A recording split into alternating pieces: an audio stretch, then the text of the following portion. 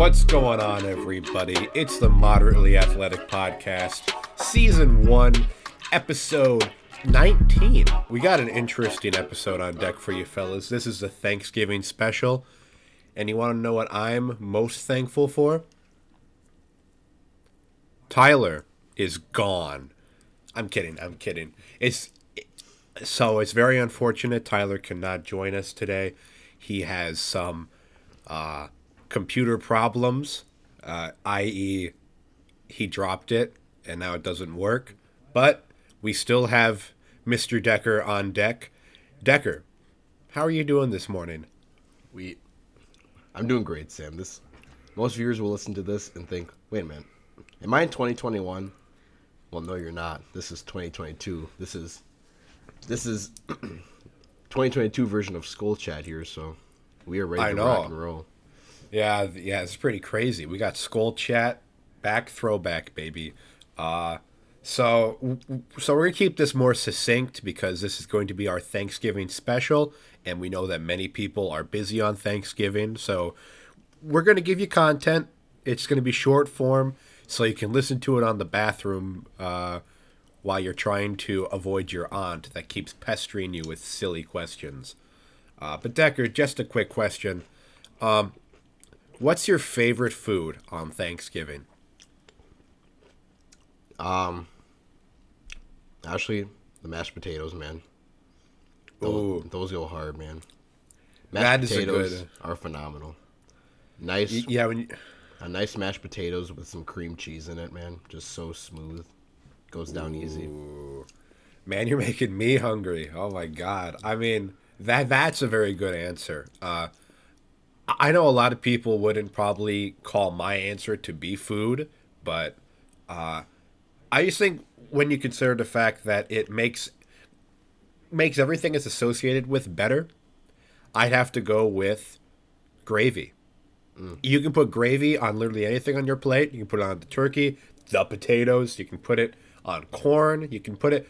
You can put it on stuffing, and it makes everything just a little bit better with that taste of gravy. Brown gravy can't go wrong, man. I guarantee it. You like having a little stuff in your gravy, or do you like it just smooth? I think I'd go for a smooth gravy most of the time. That's definitely how I like it. I don't hate the other kind of stuff, but just the smooth stuff.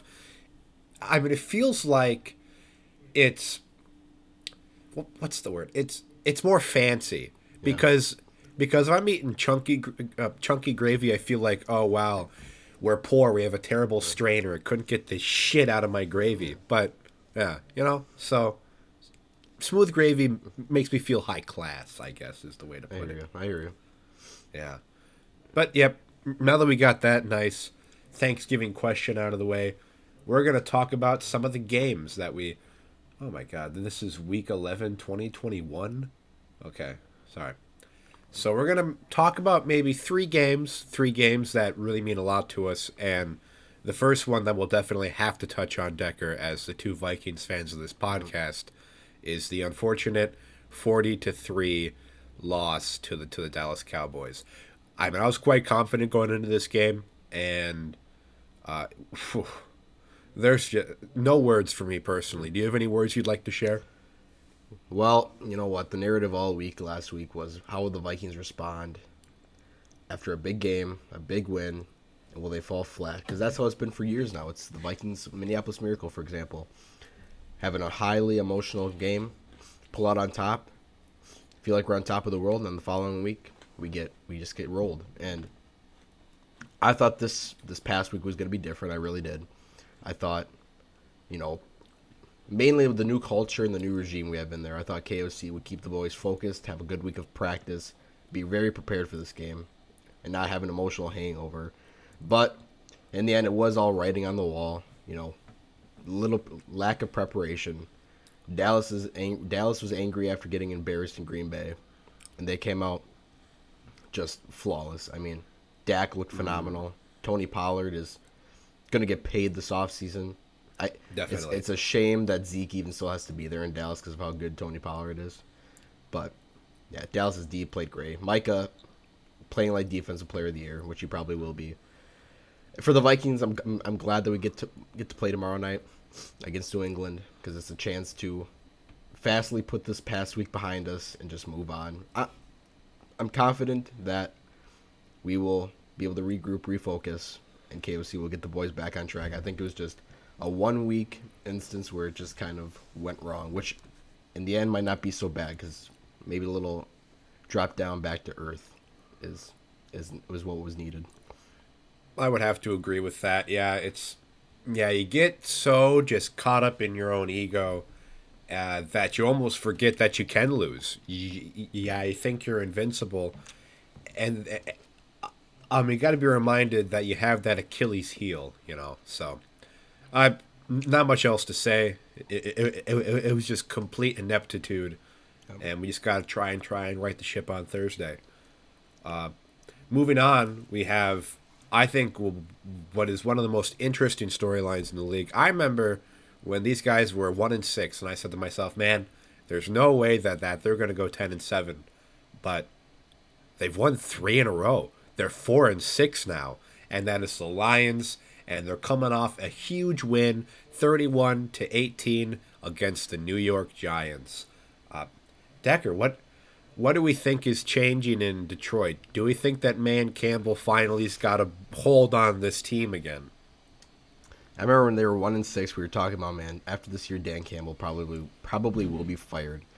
And for us as podcasters and fans of football, that would have been a shame because Dan Campbell is a media darling. But we're here at 4-6 for the Lions, rattling off 3 in a row, and it's looking like Dan Campbell's probably going to stay, and the guys are finally starting to buy into this because they're just doing a lot of things right now. Their running game, Jamal Williams has been a workhorse, 12 total rushing touchdowns this year, and DeAndre Swift's been, not the star number one that the Lions saw and us as fans visioned, but he's playing still a decent complementary role. He's doing more out of the back, out of receiving game than actual running. So, they're doing that right. Goff isn't doing a whole lot right now, and he doesn't need to be for this team right now. Like, sure, throw the ball to Amon-Ra, let him get his touches, but other than that, ground and pound on the run game. And their defense is doing enough too right now. Like that first one they got against Green Bay was their first great defensive masterpiece, and they really haven't looked back since then. I mean, Aiden Hutchinson had a great game against the Giants, especially that pick, and everything around that. They seems like Jeff Okudah is playing great on the boundary, and they're doing so much right now. And I if you would have told me on Thanksgiving Day that the Bills and Lions I think could actually be a pretty competitive game, I probably would have said you're lying. But here we are, and I think tomorrow, I think it's going to be close. Actually, I think the Lions are going to keep it close with Buffalo. Yeah, no, I would have to agree with that, especially with how just kind of rocky and shaky Buffalo's looked recently. And yeah, no, I mean, obviously, I've always wanted the Lions to succeed. I mean, not more than the Vikings will succeed, but they're just like that little brother that you want to see finally take the training wheels off and go full speed DMX type shit. Yes. But, yep. They're definitely a team to keep an eye on, and they're still on pace for 10-7. Yes. Yeah. What else is there? What's another good one we should highlight? I mean, we'll keep this one brief, but Bears and Falcons. It was another shootout for Mr. Adam Rank, but guess what, buddy? Justin Fields can't win games. No. So, yep, because they lost 24-27. Falcons are second in the South. Bears are last now in the NFC North. Now, a lot of Bears fans say constantly, Tucker, they say that they are just a few pieces away from being in contention. That's all I ever see on Twitter, Instagram, all social media. Do you think that they're that close, or do we think that this is just Fields absolutely carrying this team to their current top potential? Right now, it's definitely Fields carrying. They need pieces. I think at running back they are I think at running back they're set. They're set for. I think if they want to be in like a competitive rebuild next year or in 2 years, I think Montgomery and Herbert in the backfield are good pieces. I think you can work with that. Receiver, it's so tough to tell. Like, I think Mooney's talented for sure, but Fields needs to develop as a passer. And Yes. they went out and got Claypool as like this big target to try and help him get better in that area and work on that. But I don't think Claypool's the piece you need. I think they got to go, whether it be free agency or trade this offseason. I think you need to go get, if you're dead serious about this, go get like when I'm not saying go get as big of a name as this, but I mean when the Cardinals went and got D-Hop, it was Kyler's that was going into his second year. Yeah, I think it was his second year, and they wanted to go get him a big target to help him improve. And I think that's what Fields would need, because I think this receiving core right now just isn't competitive, very competitive, deep playoff run. Like, Cole Kmet, he's had a few good weeks here, but Yeah. But the big thing that's been crossing my mind this week since Sunday's games is, imagine if Justin Fields was on the Jets. And this is where I think the Jets, now to completely turn pages and go to the Jets real quick. I think of course. the Jets in the 2021 draft whiffed. Obviously that's known. Definitely. But imagine if they would have had Justin Fields on this team. The Jets, what Justin Fields needs, because he's been playing at the top of his game right now. Now, granted, I don't know if he'll be playing this week. He's a little banged up with that shoulder, but Fields is everything that the Jets would want right now. He's great he's great in the run game. Okay, he's doing enough as a passer. Right now, obviously he can take steps ahead, but he's doing enough where his offense is putting up points. Now, if the Jets had this paired with their defense, that would be really fun. And I think That would actually be a fantastic team. and Justin Fields, sorry. But the Jets, what they want is accountability. And Justin Fields came out, and this is where two opposites meet. Zach Wilson obviously took no accountability for Sunday's game. Completely shut down the fact that he let the defense down. Fields, I saw after the Bears game, apologized to the defense, saying he didn't do enough on offense to help them out. But at least Fields is being accountable. He's liked by teammates. This would be the guy that the Jets would have wanted, and that's a really big whiff they had, because Zach Wilson is looking like a complete. He looked terrible. Just kid. He's a kid. He is a kid. Yeah. He's He's a kid. he can't take that next step as an adult right now. Yeah. That's definitely fair, which I'm glad that you did transition into the Jets, because I did want to share my little nugget of information. First off, yeah, Jets put up 3 points. Patriots won off of a last-second punt return touchdown. And Zach said that he should not be blamed at all for only 3 points on the board, being the quarterback of the offense. On my little hot take, I'm gonna just throw this in there. Here's my little Thanksgiving prediction. I think that during this offseason, we're going to see one of the Niners QBs in New York next year. Whether that be Jimmy G or maybe it's Trey Lance. Who knows? I think that if the Niners make a very impressive run, and plus by very impressive I mean Super Bowl win, I think that maybe they roll with Jimmy G and they take out Trey Lance. Get a really good value draft pick while he's still kind of unknown. That's certainly a possibility, but the more likely is that I think we'll see Jimmy G in New York next year. They need an accurate passer. Yeah, I think the Jets just have to just take it as a loss, move on from Zach Wilson. I mean, you're already a year and a half into his career, and usually a year and a half in, the quarterback's showing signs and improving. And the rookie year is supposed to be bad. Sure, it's supposed to have its ups and downs, but usually year 2 is supposed to be improvement signs.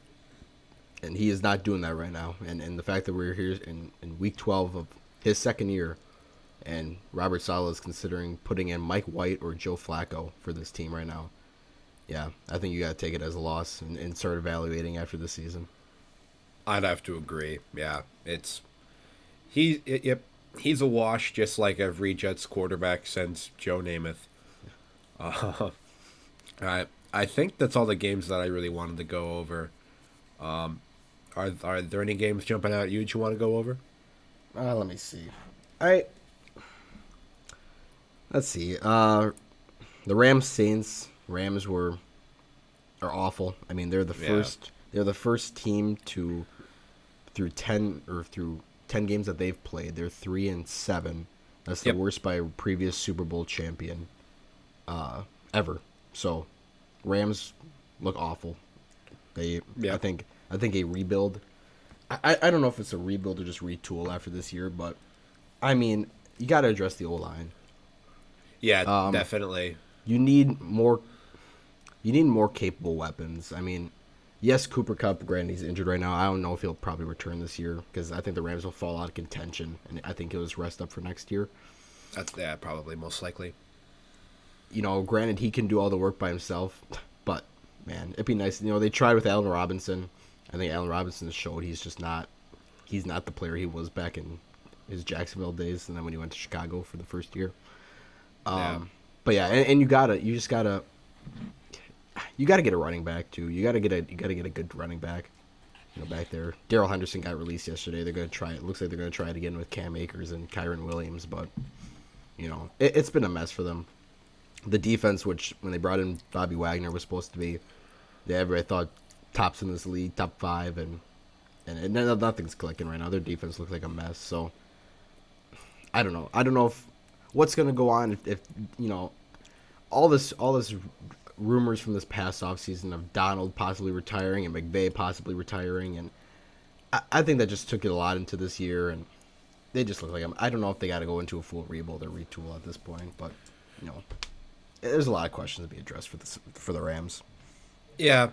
I mean, I feel like with the amount of big contracts they have, it's probably going to be a retool, but there's just no way that they can keep all those big contracts and address some of the needs they have.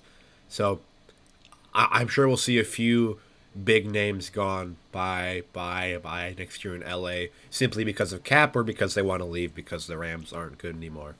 But we'll have to see.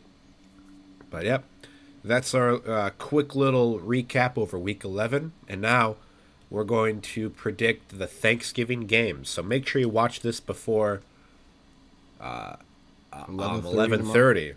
Yep. Central time, because that's the first game, and need time to place your bets. We're gonna give you all the predictions here, baby. All right. Well, first off, we have the Bills versus the Lions. Buffalo's playing in Detroit for the second week in a row, and Lions are hoping to extend their win streak to 4 wins.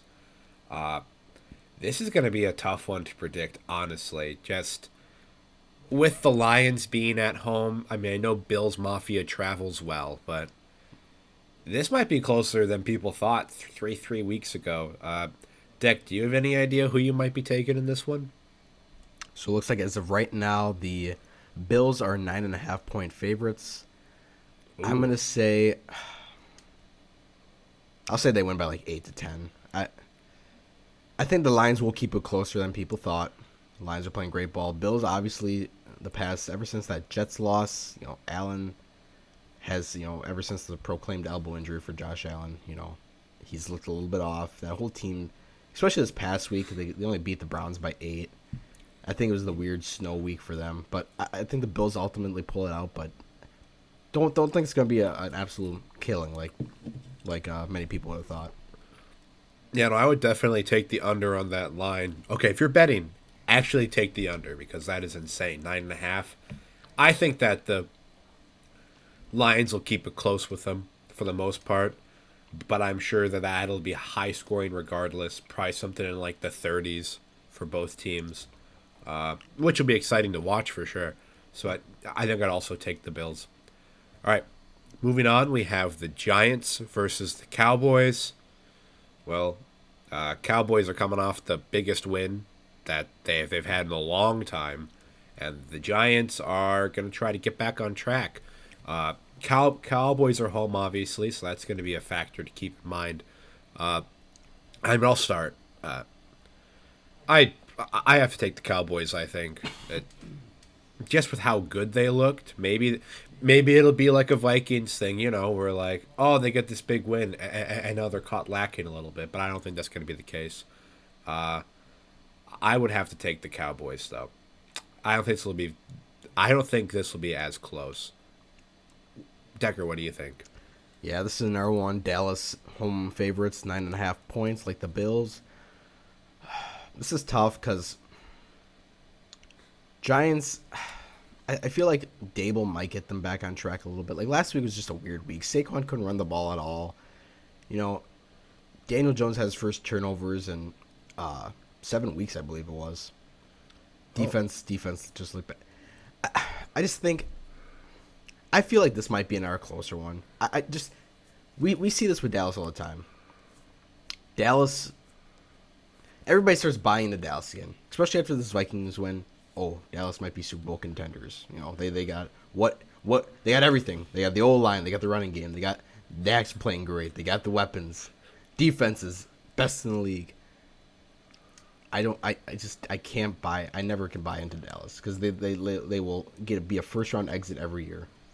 But talking about this game, I think Dallas wins, but I'd be tempted to take the under on this one too because they just can't. They won't be able to do what they did last week, obviously. And Giants, maybe Dable gets these guys back on track a little bit because this isn't like Joe Judge or Pat Shermer, the previous coaches. I feel like Dable's a good coach. I think he can get his team refocused too. So I'll take Dallas, but maybe by like a touchdown or so. I think it could be closer. Yeah, no, these really high spreads are quite surprising. I do think you'd have to take the under no matter what, but yeah. And then the final game of Thanksgiving, we have the Patriots versus the Vikings. Obviously, Vikings are hoping to correct after last week, and the Patriots are hoping to build off their fantastic win against the Jets. I'm being sarcastic when I say fantastic because they only put up 10 points. But to be fair, Jets defense is objectively better than the Vikings defense. Certainly points wise, because they adopted that bend don't break idea that Ed Donatel has, but they actually do it better. This is so tough because my biggest worry is that a lot of teams going into this thing, going into Vikings games, didn't really know what like the blueprint was to be in this team. And now Dallas has just gift wrapped them a perfect way to beat us with that film of the 40-3 loss. Hopefully our coaches are looking at that and then correcting those issues, but at the same time, it's a little concerning. But I don't think they have the same pass rush even with Matthew Judon. So I'll take the Vikings in a close one. Obviously one possession because that's a story of the year. But this could go awry pretty quickly. Decker, what are you thinking? Yeah, so Vikes 2.5 point favorites. So the odd betters, obviously, one possession games are a type of thing. I have to take the Vikes in this one. Simply because I look at New England's offense. We're like Dallas, like this past week. Obviously, Dak, Pollard, Zeke on the goal line, and CeeDee Lamb. Those guys can beat us on defense. I just don't see any pieces. Like Ramondre Stevenson, yes, is a great running back. He's very good.